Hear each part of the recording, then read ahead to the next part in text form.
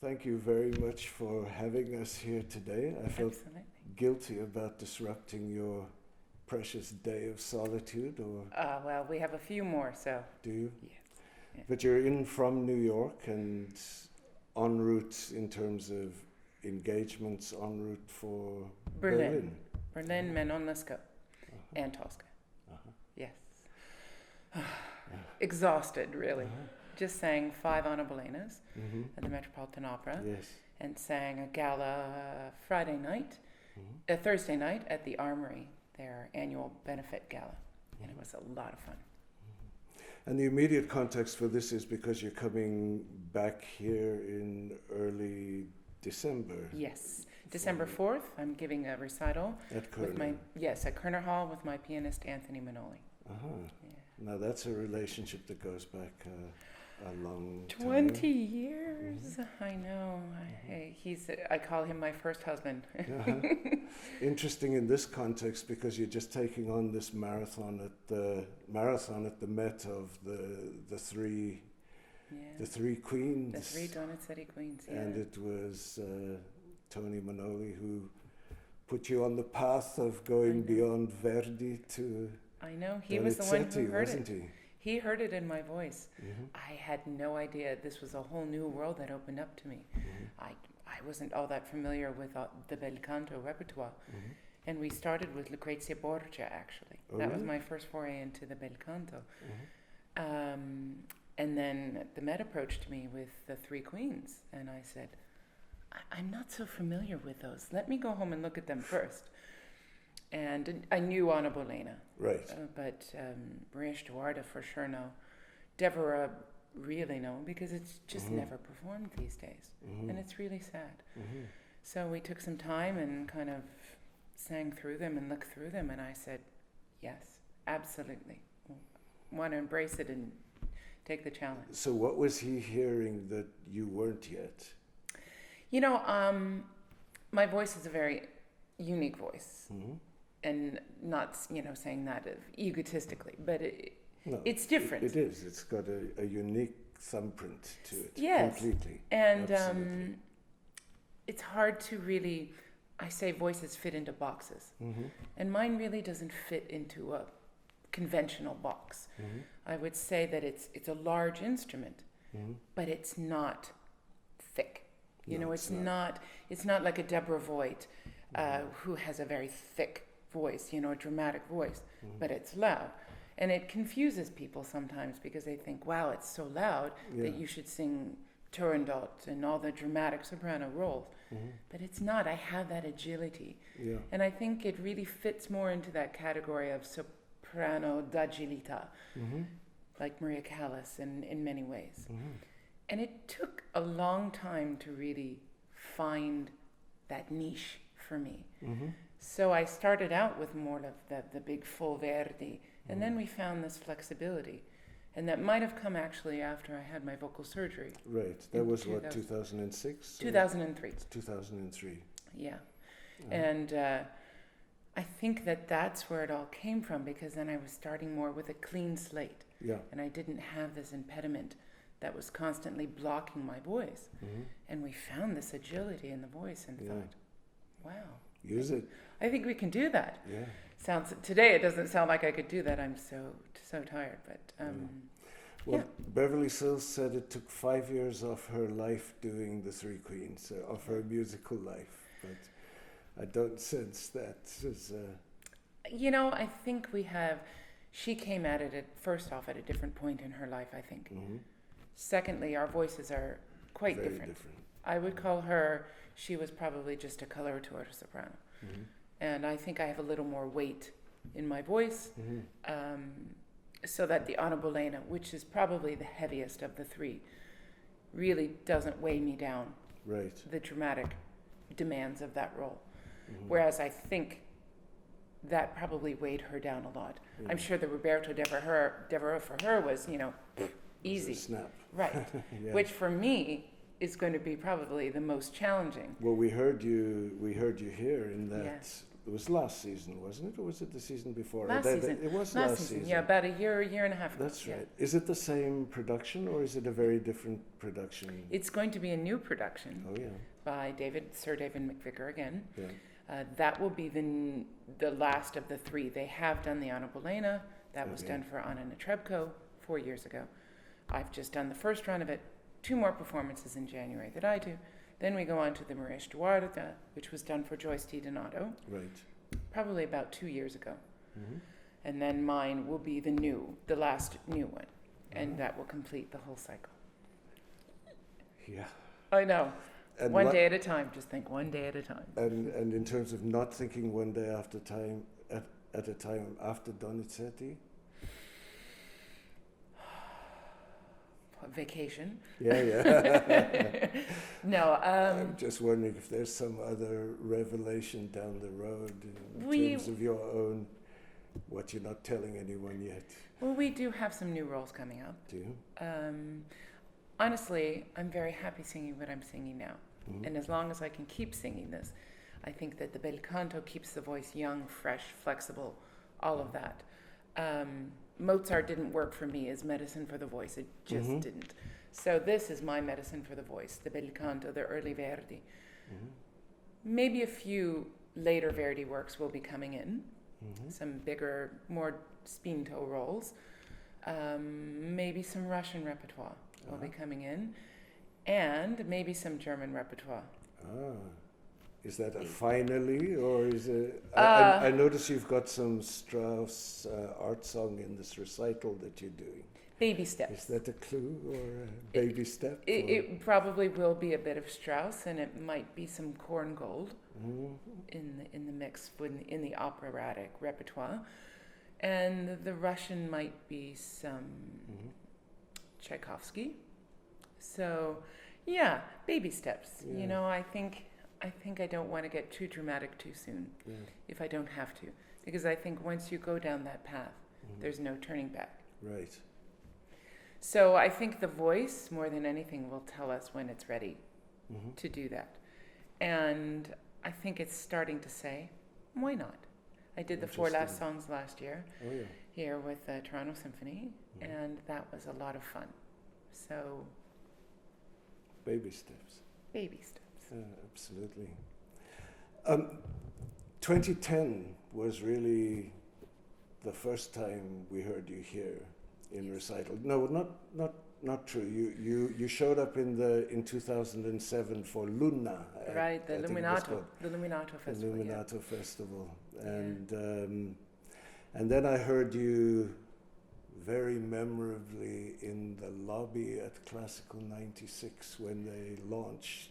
Yes. You came and sang in that lobby, and what was astounding was this ability to be singing in your voice, and it doesn't seem to matter what the size of the room is, that you can do your pianissimo the same way in the Four Seasons as you can in a room like that. The power of it is astounding and beautiful. Well, thank you. And it's very unusual. I've sometimes wished I've wished sometimes to be able to be in the seat I was in the hall during a Devereux, which happened to be right at the front near the orchestra. And I wished I could have just, during the really quiet moments, just parachuted to the back of the 5th level, because I had the sense that it would be the same, that it would have that same spinning carry to it. Spinning the pianissimi, yeah, exactly. But that's it, you know, there's a real technique to singing piano. Yeah. And I think I learned a lot of that from listening to the greats. Masura Caballé, the queen of spinning pianissimi, because you have to always keep the sound moving forward. Right. Because you can sing piano, but block off the air. And it goes probably about 2 rows out. And the real trick to it is the placement of the voice and keeping it, what we say in the mask here. Yeah. Because if you keep it spinning with air, it will reach the very back of the hall, but still sound like just a filament. Just like a filament, exactly. That's a lovely description. And trying to teach that is very, because now I do a lot of master classes. Oh, you are doing a lot. In teaching. Well, are you that's connected with Lindemann still? I know you. Lindemann at Met was your your first real. No, actually, I haven't had that opportunity. Maybe because New York, when we are singing in New York, is always It's so crazy, completely absorbing. Yeah. But everywhere else in the world, it's my real passion. It's passing on that knowledge that I've acquired over 20 some years of doing this trade, and passing it on to the new generation, because I felt that I was given so much information along the road, being in the Lindemann Young Artist Program and working with the greats, working with Renato Scotto, working with Regine Crespin, having a close relationship with all these people, picking their brains, going and listening to people now. This is my 20th year that's singing at the Metropolitan Opera.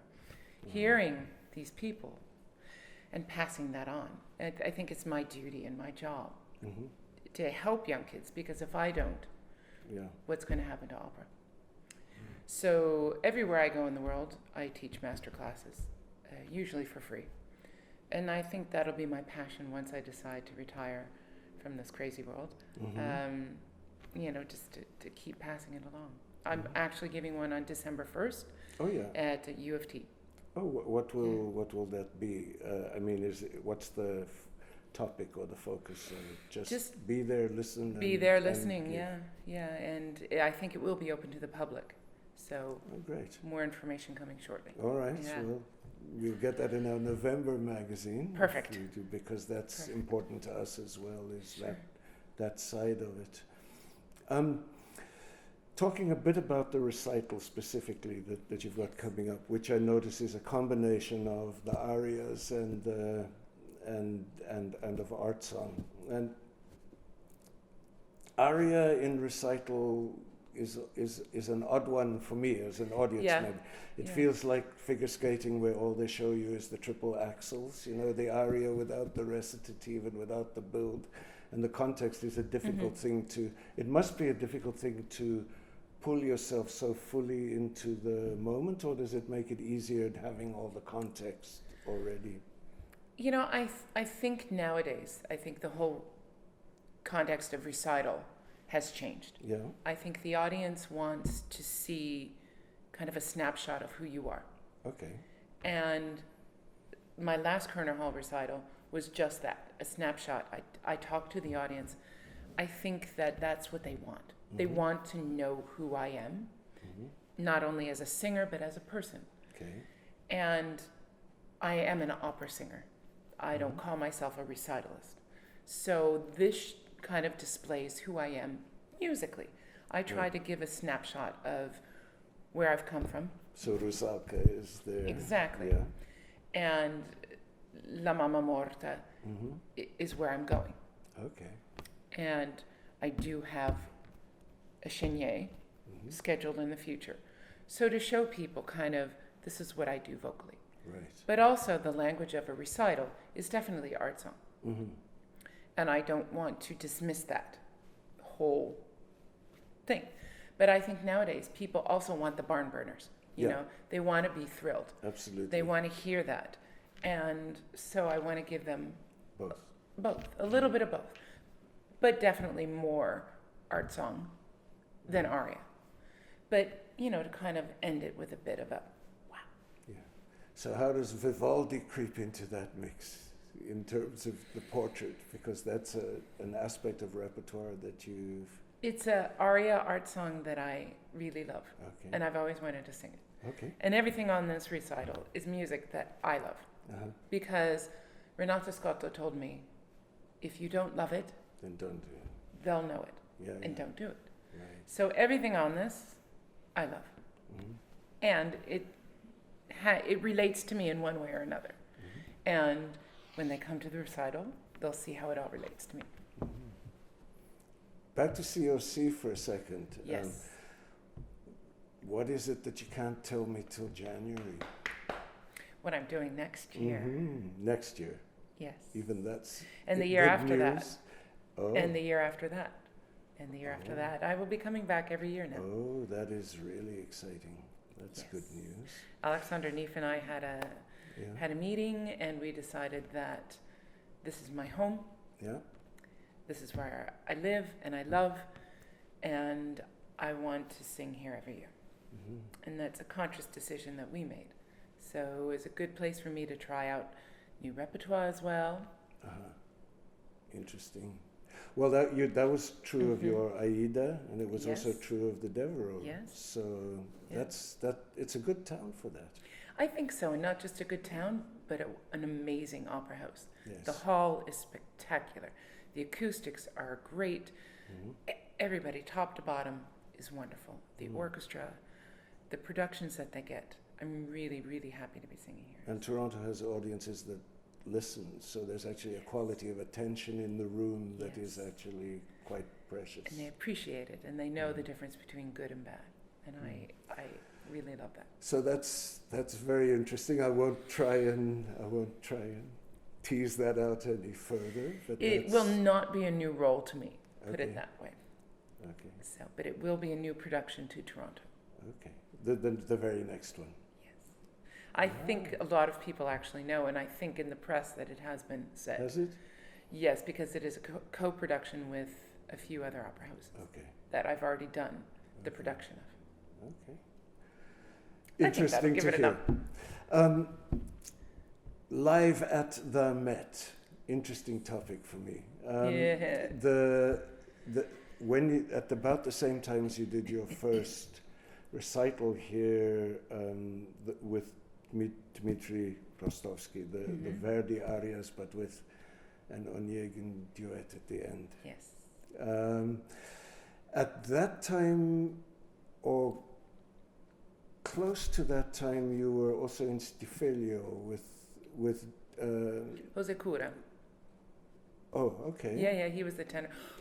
But in the pit, Placido was conducting. conducting. Yes, which was. And I very- believe that one was one of the early live No. from the Met. It wasn't, eh? Only No? Trovatore I've done, and Ballo, Okay. Ballo and Maschera. When were those? The Trovatore was the first, and I think that was 2009, if I'm Okay. correct. And then the Ballo was next, and that was just 2011, if I'm correct. Okay. I think. 2013? 10 and 13. Okay, somewhere around there. I'm not good with dates. I'm I sing. intrigued.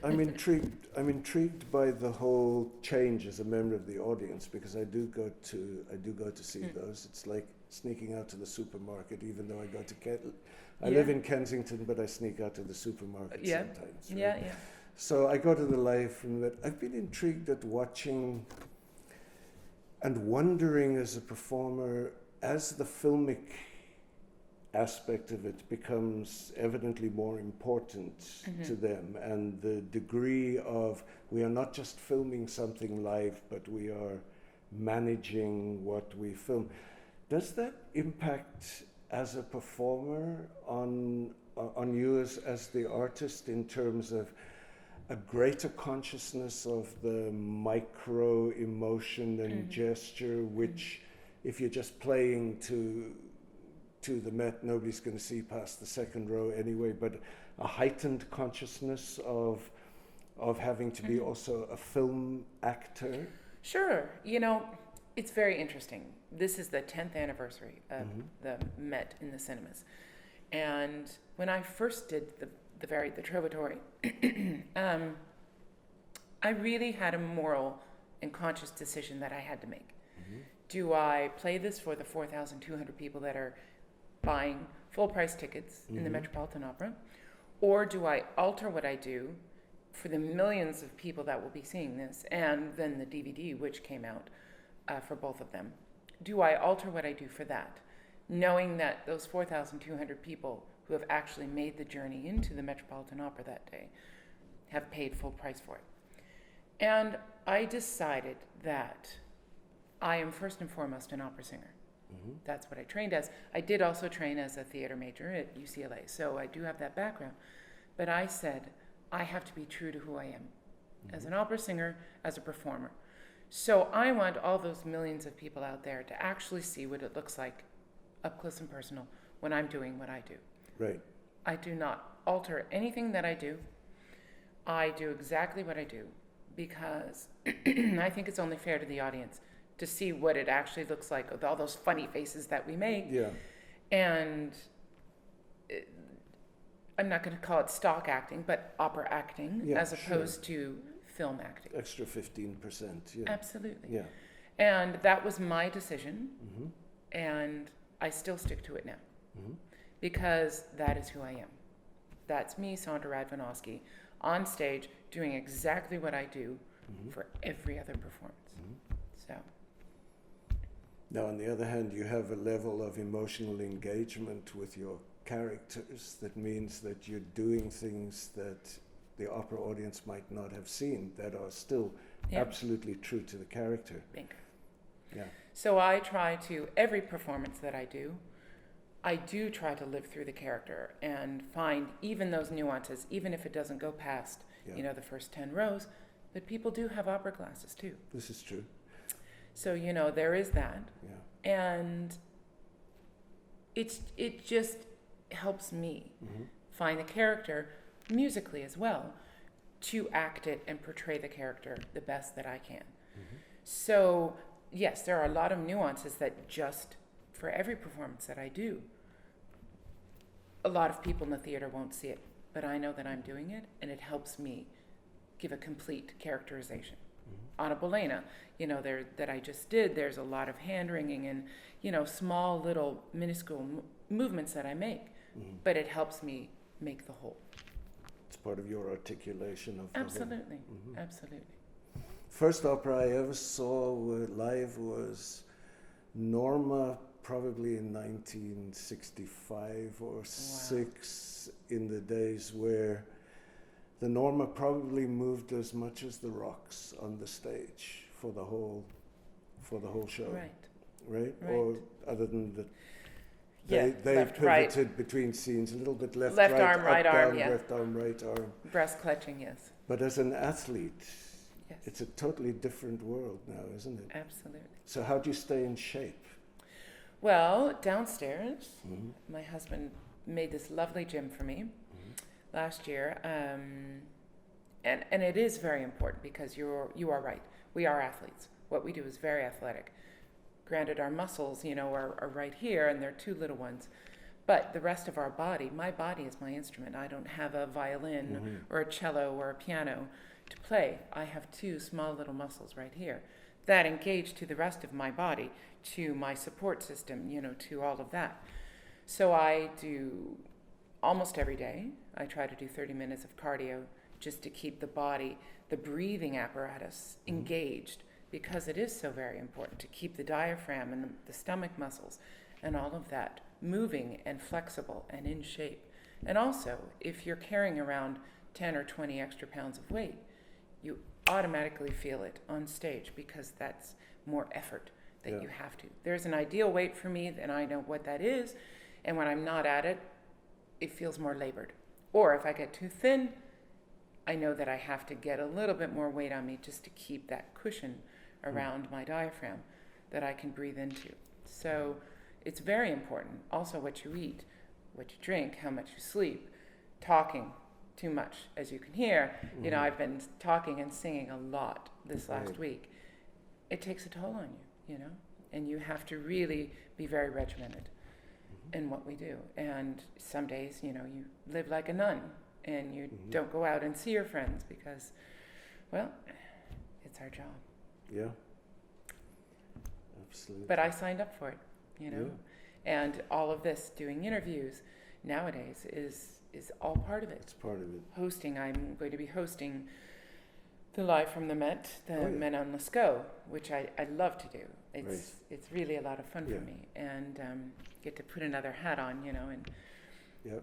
but it's a lot of talking, it's a lot of energy for a whole day. Yeah. So that's why we come home here So this. and refresh and reboot the whole computer system and stay in our pajamas and have the phone ring. Yeah, have the phones ring, which is good. So from flute major to Yeah. drama major. Sorry. It's okay. It's my friend. Yeah. So from flute major to drama major to off to say no, university's not for me. But none of it's wasted, right? It's all part of the cumulative build. I mean, I imagine flute teaches you about breath. Teaches about breath, about musicality. You know, I think musicians, we really study differently than singers, in that, you know, singer's line is a lot different, but actually very similar to the flute line. We're in the same register. Drama for sure. Learning, I not only learned about the trade of acting, but about lights, about makeup, about costumes, about period costumes, all of that, about how to find your light when you're on stage. A lot of people just are not taught that nowadays. When you go to college, you learn about singing. And it's the path that I made. Yes, college was not for me. I didn't find anything that I felt like I wasn't moving forward. Right. So I went and found what I needed, young artist program. I was a mortgage broker for a while, but taught me about the business side of all of this. Young kids nowadays, I don't feel like they're really being taught about how to watch their money, how to invest their money. You know, this business is very fleeting. Yeah. And if you don't really invest your money well, and we get paid only when we sing, and a lot of people don't realize that. If I don't sing, if I'm sick, I don't get paid. Yeah. Oftentimes I can go a month or 2 months without getting money because we're in a rehearsal period. Right. So you have to learn how to really squirrel away money and have that rainy day fund. What if we need a new roof on the house, or a pipe breaks, or blah, blah, blah. So yeah, I'm very lucky, and I would not have changed a thing. I really would not have, because it's brought me to where I am today. Also the vocal surgery, you know, it taught me how to sing with an impediment, and it made my technique really, really good. And then to learn to sing without it, I had to learn how to sing all over again. But now I feel like it's made me a very good teacher. And I can pass that on to kids. And just last night I got a text from one of my girls, I call them one of my kids. She's singing the magic flute in San Francisco, and she's sick. And she's never had this before. So she's texting me furiously. What do I do? What do I do? How do I sing? How do I get through it? And, you know, to pass on that information. And I said, how do I get through it without hurting myself? Is right, also exactly. part of it, right? Exactly. And, you know, you don't know until you've done it. Yeah. And that's something that I'm actually happy when a singer of mine gets sick, because I say, okay, figure it out. You have to, because I can't be there with you all the time. Yeah. Go and figure it out. So, you know, I'm very lucky. It's just happened this way, but I wouldn't have changed a moment. Well, we're lucky too, and I'm very glad about the news that you're going to be here regularly all the time. And looking forward to see how that fits into the path in the longer term, and looking forward very much to December's recital as well. December 4th? December 4th. Corner Hall. Hall. Can't talk today. Thank you so much. Thank you. It's lovely to do this. Thank you.